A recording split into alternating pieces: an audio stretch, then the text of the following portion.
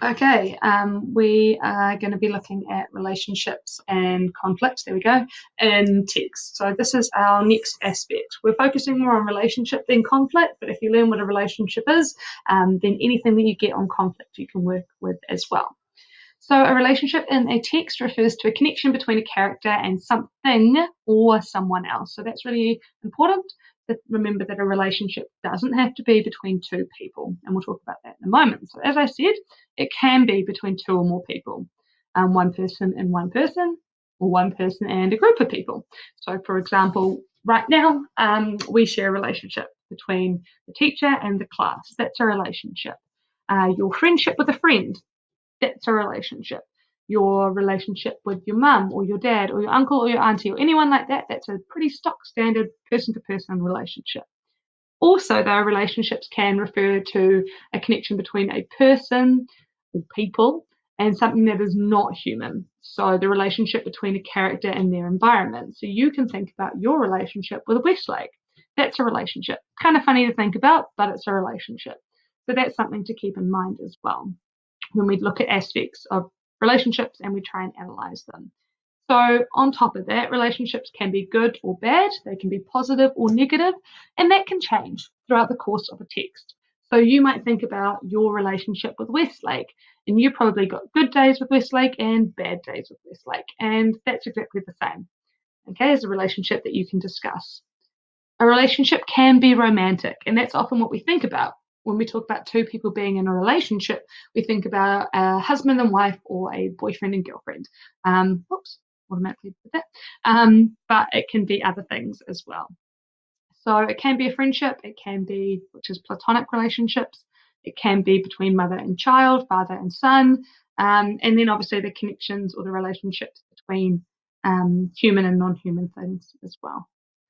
A conflict refers to a negative relationship. So a relationship just on its own can be good or bad, but a conflict can only be negative as a relationship. I'm not going to look too much more at conflict today or with our text for this one, but just so you know, a conflict is a negative relationship. Once again, a conflict can be between people or non-people things. Okay, so relationships in our text. What I would like you to do is copy these ones down as well. So you can pause the video to do that as required. So the relationships in our text are Simon and Nathan, Nathan and his mother, Nathan and Fiona, Nathan and Brady, Simon and his family, and this last one, Simon and his genetic disease. So that's an example of a relationship that's between a person and a non-person thing. Okay, so Simon has a relationship with his disease. It's a connection, it's something that's in his life, it can be positive and negative. So that's something really important to think about. That last one can be a little bit harder to think about, but if you understand it, you'll actually be able to write really well on it and sound really intelligent. So when you've copied down those runs there, that's 6 of them, what I want you to do is write down any more relationships you can think of in the text. I definitely haven't covered them all. So you write down all the other ones. Then I want you to think about conflict. So I've just told you before that a conflict is a negative relationship. What are some negative relationships in the text? And finally, look at your list of relationships and what one do you think is the most important in the text? So I want you to pick a relationship and write 2 to 3 sentences explaining why that relationship, in your view, is the most important in the text.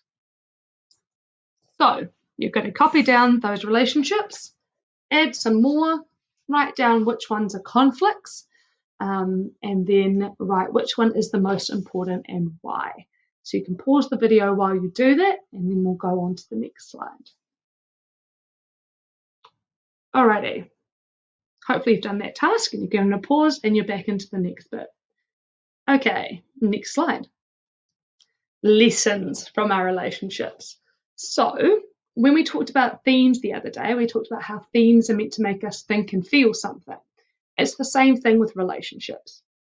The author puts them in and they put in all the events and the dialogue and the conversations and the descriptions of these relationships because they want us to have lessons, learn something, think something, realize something from the relationships.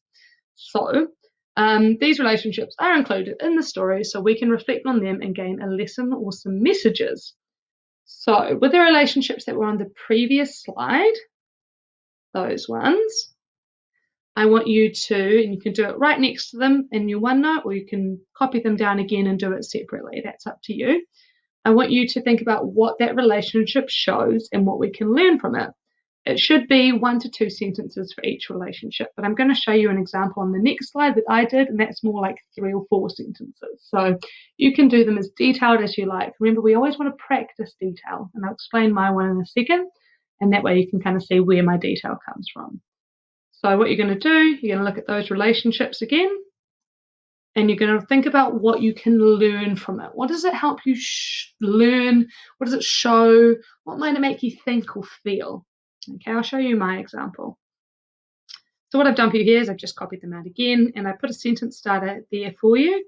So this relationship helps me to think about, and you could also do a sentence, this relationship makes me feel as well. So that's another good one to use. So you're going to do the other characters. If you want, you can copy my one for Nathan and Fiona. I thought that one was a bit trickier, so I did that one for you instead. So Nathan and Fiona. This relationship helps me to think about how life can go on as normal, even when other things can be crazy in your life. Okay, so that was my first, what I think I learned. But I didn't just stop there. I expanded on it, and that's what I'd like you to try to do. Even though Nathan's best friend is slowly dying, he still has Fiona being annoying and reminding him that life can go on as normal. When Simon dies, so now I'm going into an example, Fiona shows her own way of supporting, which makes me think about family and how important it is in tough times. Okay, so that's your task, is to think about what we can learn, what lesson we can gain, or a message. So I think that what we can gain is thinking about how there's some things in our life that go on as normal, even when things are crazy.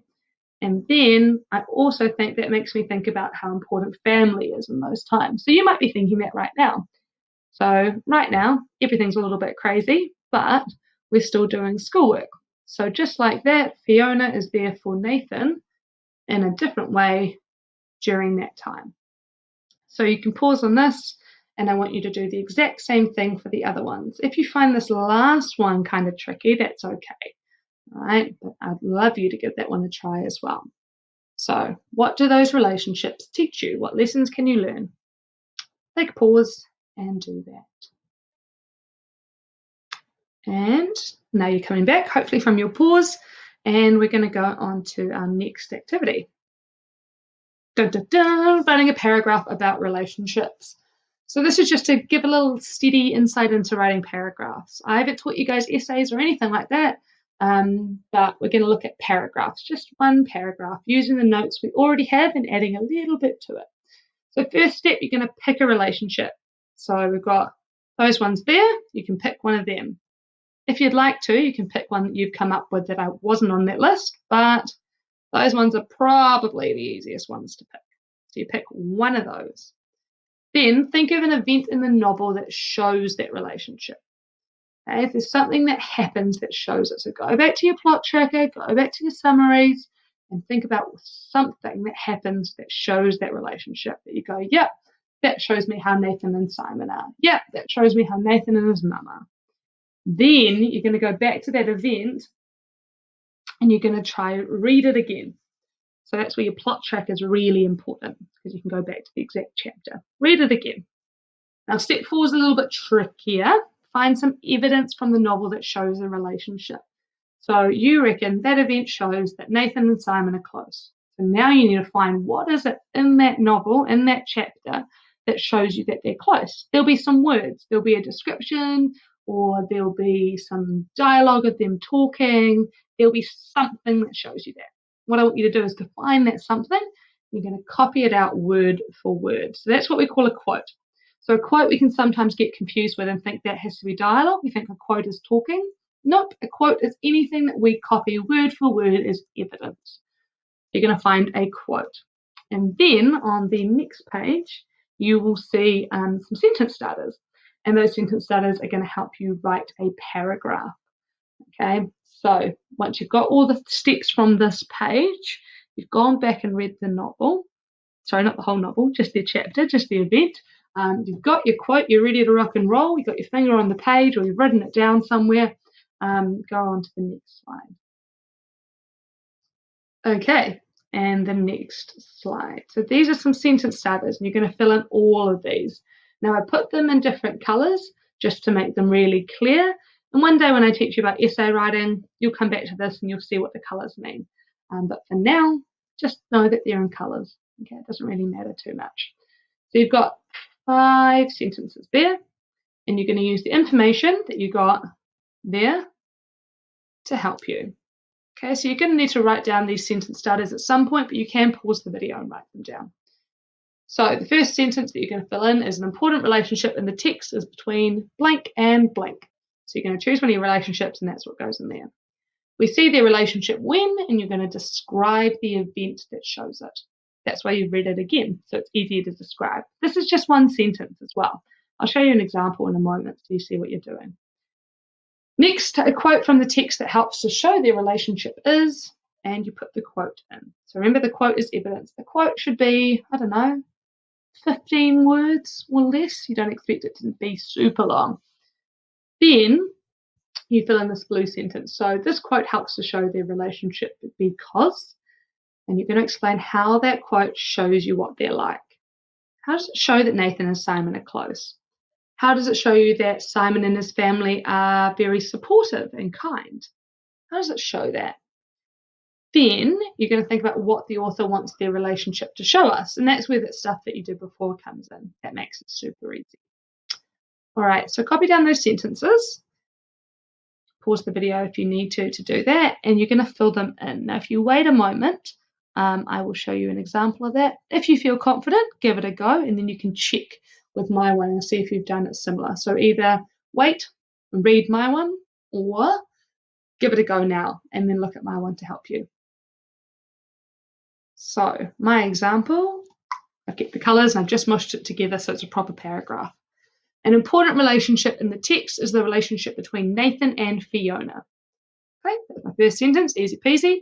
We see their relationship when Simon's condition suddenly gets much worse and he returns to hospital. So that's my event. Then here's my quote.